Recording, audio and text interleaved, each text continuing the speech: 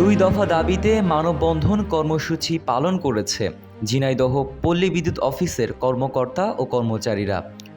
সোমবার সকালে জেলা প্রশাসকের কার্যালয়ের সামনে পল্লী বিদ্যুৎ সমিতি বৈষম্য বিরোধী আন্দোলনের ব্যানারে এ কর্মসূচি পালন করে।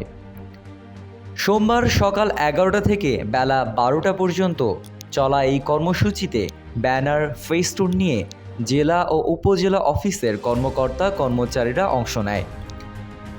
সে সময় ঝিনাইদহ পল্লী বিদ্যুৎ সমিতির DGM Abu Taiyab Mohammad Zahurul Alam, AGM Habibur Rahman, Mahbub Alam, junior প্রকৌশলী রবিউল ইসলাম সহ অন্যান্যরা বক্তব্য রাখেন।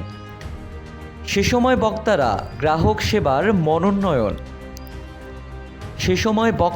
গ্রাহক সেবার মানোন্নয়ন, উন্নত কর্মপরিবেশ নিশ্চিতের মাধ্যমে কর্মকর্তা কর্মচারীদের সন্তুষ্টি, স্বচ্ছতা ও জবাবদিহি বৃদ্ধি এবং টেকসই বিদ্যুৎ বিতরণ ব্যবস্থা নির্মাণে সকল বৈষম্য অবসান করার দাবি জানান।